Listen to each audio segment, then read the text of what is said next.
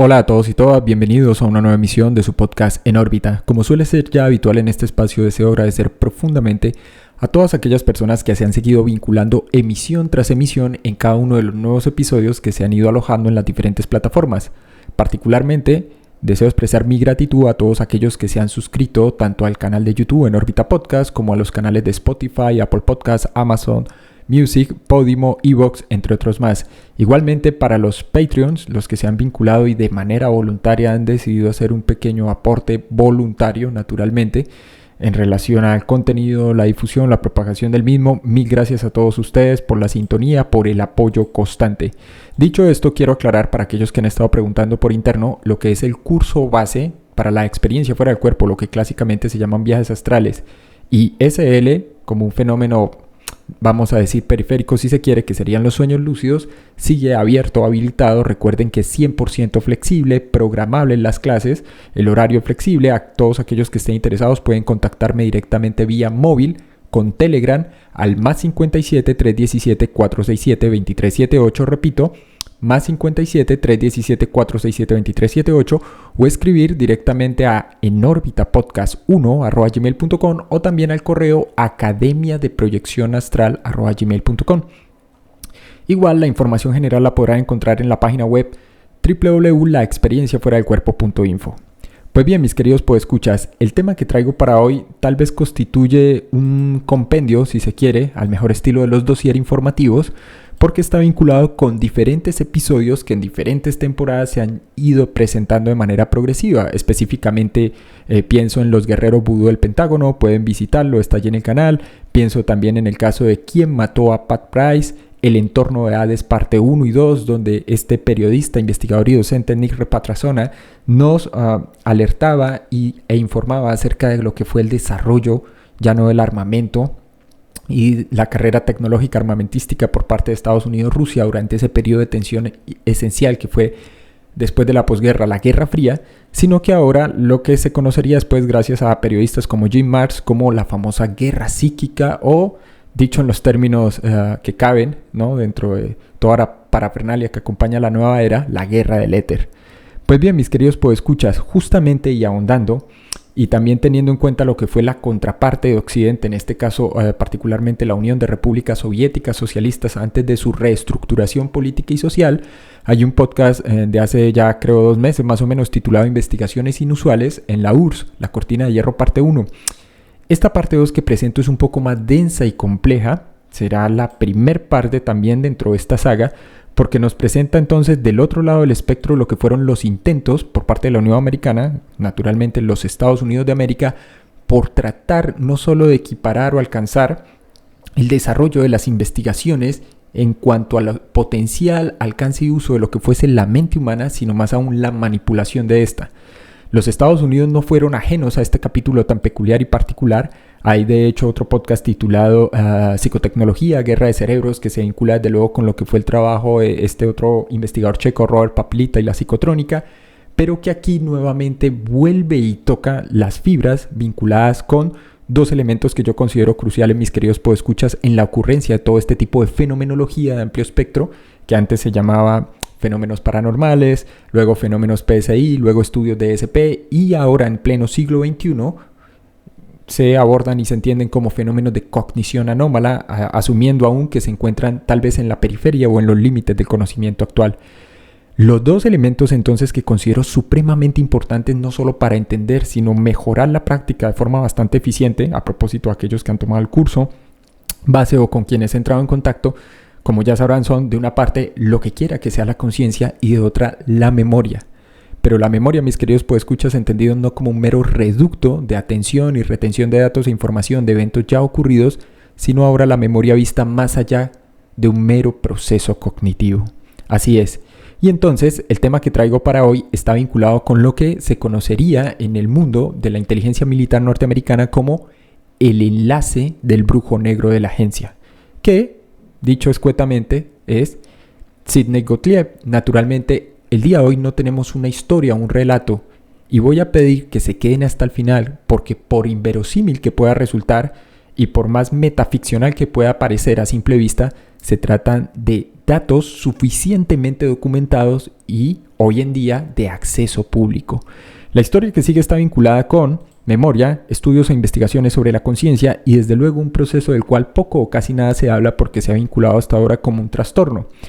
En el campo de la psiquiatría y la psicología clínica, mis queridos podescuchas, el trastorno de despersonalización que acompaña la desrealización se considera como un trastorno casi que de fuga disociativa, en el cual incluso muchas veces el individuo puede llegar a experimentar parcialmente una falla en la estructura de la memoria misma, episódica, semántica, procedural y en general.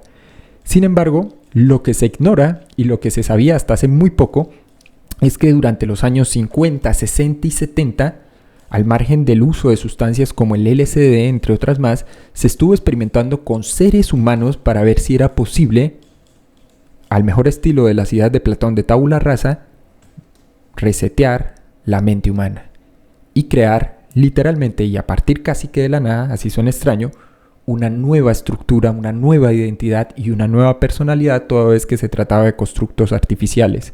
Este procedimiento se conoce, digamos, dentro del underground porque no es admitido por el establishment de la psiquiatría, ni la psicología experimental ni clínica, como desmoldamiento. Y se plantea solo como una metáfora, una posibilidad, haciendo caso omiso a los estudios que se llevaron a cabo particularmente por parte de un personaje bastante siniestro, extraño, más allá de toda duda, y que era el enlace negro de Gottlieb en la CIA, y es el psiquiatra Louis Jolion West. Louis Jolion West es un psiquiatra norteamericano de renombre porque en los casos más mediáticos, más conocidos de asesinatos de gran magnitud y grandes proporciones con repercusiones sociales, políticas y dentro de la cultura pop, como por ejemplo el asesinato de Sharon Tate, figura el personaje de West.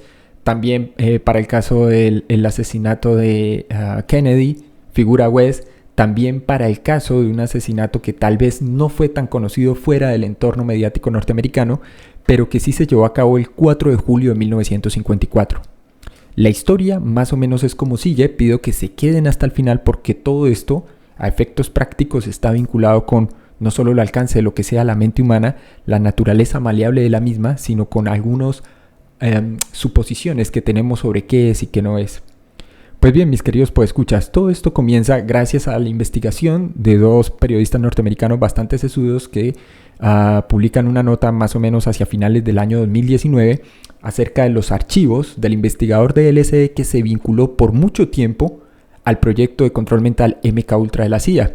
Otro referente entonces para la comunidad hispanoparlante antes de entrar en materia será por ejemplo este excelente periodista español Eric Fratini, quien tiene un texto muy bueno titulado CIA Joyas de Familia y donde en una cápite dedica el desarrollo especial o particular de lo que fue y supuso este proyecto más allá de conjeturas, suposiciones y teorías de conspiración, es decir, hasta donde se tiene ahora información de acceso público.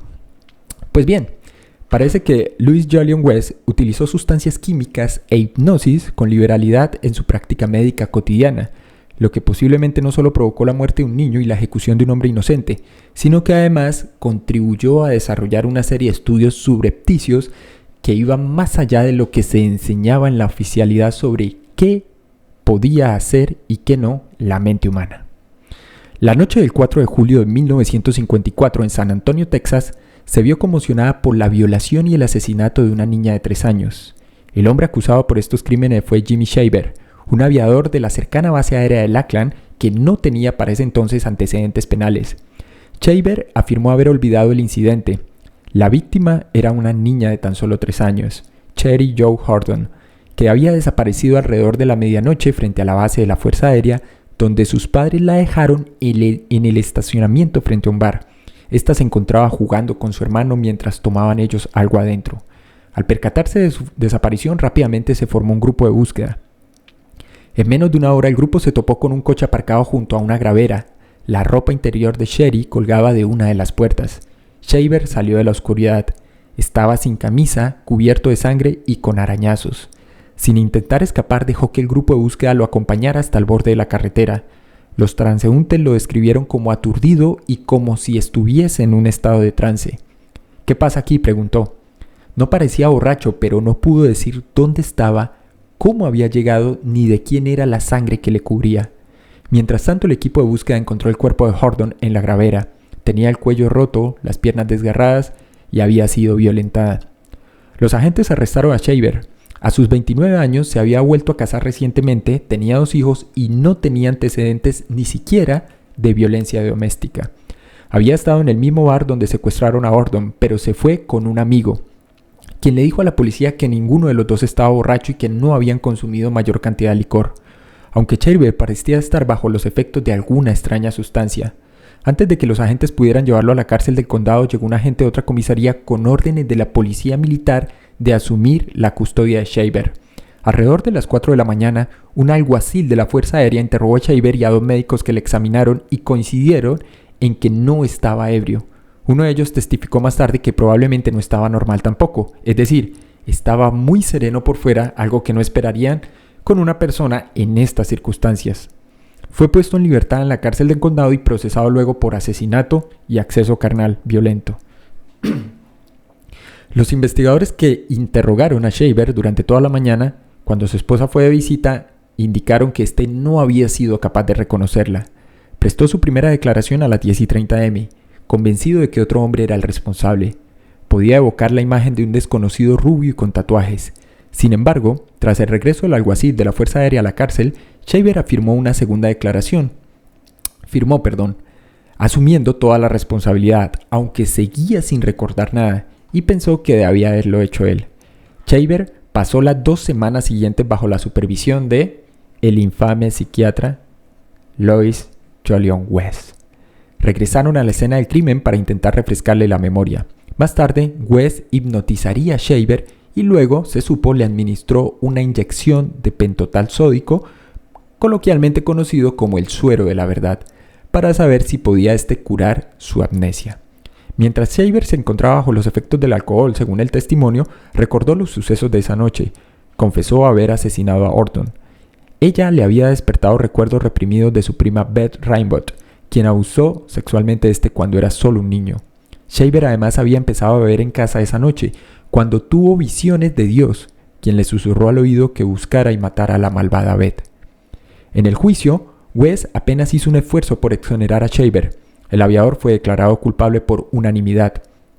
Sin embargo, hay que destacar en esta historia que aunque un tribunal de apelaciones dictaminó posteriormente que había tenido un juicio injusto, fue condenado de nuevo en el nuevo juicio. En 1958, el día de su 33º cumpleaños, fue ejecutado en la silla eléctrica. Sin embargo, hay que aclarar aquí, mis queridos podescuchas, que mantuvo su inocencia todo el tiempo.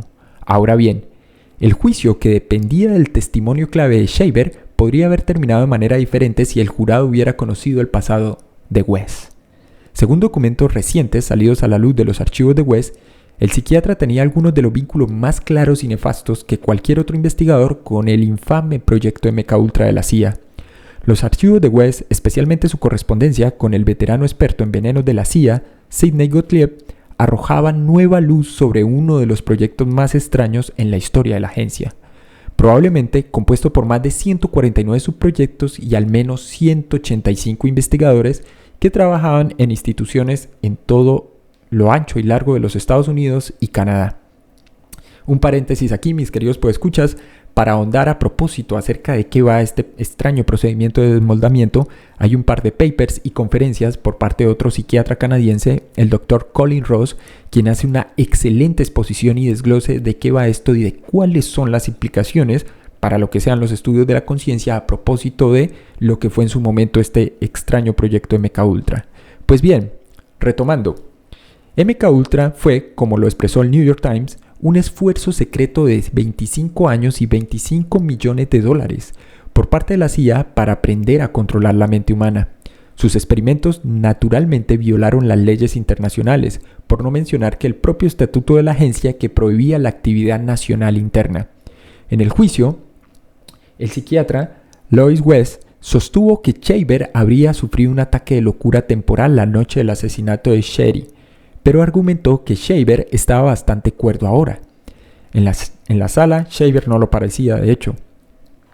Hay un artículo periodístico de la fechado de la época, que indica que éste se pasaba las extenuantes sesiones sentados como si se tratase un hombre en trance, sin decir nada, sin levantarse nunca para estirarse ni fumar, a pesar de ser conocido como un fumador compulsivo. Gran parte de la entrevista de West con Shaver, sometida al suero de la verdad, se leyó en el expediente judicial. El médico había usado preguntas capciosas para guiar al absorto Shaver a través del crimen. «Cuéntame sobre cuándo te desnudaste, Jimmy», le había dicho. La transcripción de la entrevista que sobrevivió entre los documentos de West también mostraba a West intentando demostrar que Shaver tenía recuerdos reprimidos. «Jimmy, ¿recuerdas alguna vez que algo así hubiese sucedido? ¿O después de qué hiciste?» «Nunca le quité la ropa», afirmó Shaver.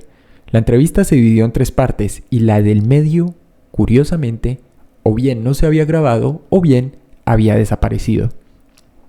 Al recuperar la transcripción decía: «Shaver está llorando, se le ha confrontado con todos los hechos repetidamente».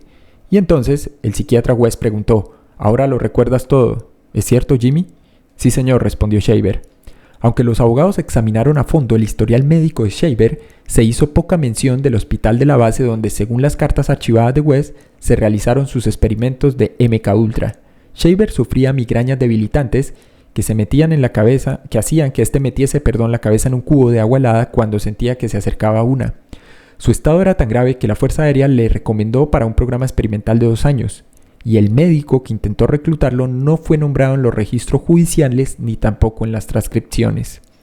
En el estrado, West declaró que nunca había tenido tiempo de comprobar si Shaver había sido tratado en este programa experimental o no.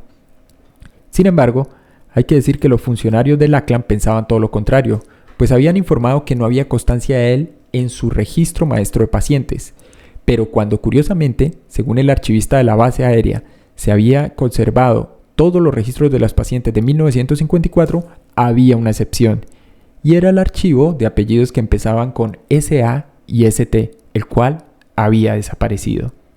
La fascinación profesional del psiquiatra West por el LSD era prácticamente tan antigua como la propia droga. Durante varias décadas formó parte de la élite de aquellos científicos que la utilizaron en investigaciones de alto secreto, que tan solo casi 7 décadas después se vienen a saber algún par de cosas. La dietalimida del ácido lisérgico fue sintetizada en 1938 por químicos de la empresa suiza Sandoz Industries, pero no se introdujo como producto farmacéutico hasta 1947. Ahora bien, es en la década de 1950 cuando la CIA comenzó a experimentar con ella en humanos. Se trataba de una sustancia nueva. La primera figura representativa fue el famoso Albert Hofmann. El científico suizo que descubrió sus propiedades alucinógenas en 1943 la describió como una droga sagrada que evocaba la experiencia mística de una realidad más profunda y más completa. En los años 50 incluso, antes de que los hippies adoptasen esta droga, muy poca gente consumía LSD sin tener a alguien que les guiara en lo que se consideraba un viaje. En este sentido, hay un investigador de sustancias lisérgicas y psicofarmacología que es Charles Fisher, quien dice: «La sugestibilidad del LSD era similar a la asociada con la hipnosis. En este caso, nuestro psiquiatra u objeto de interés para el desarrollo de este podcast, que es el Dr. Louis Jolyon West, había estudiado ambas en conjunto. Puede decirles a alguien que lastimen a alguien, pero lo llaman de otra manera», explicó Fisher. «Por ejemplo, clava el clavo en la madera, y la madera quizá resulte siendo un ser humano». West parece haber usado sustancias químicas con profusión en su práctica médica, y sus tácticas dejaron una huella imborrable en los psiquiatras que trabajaron con él.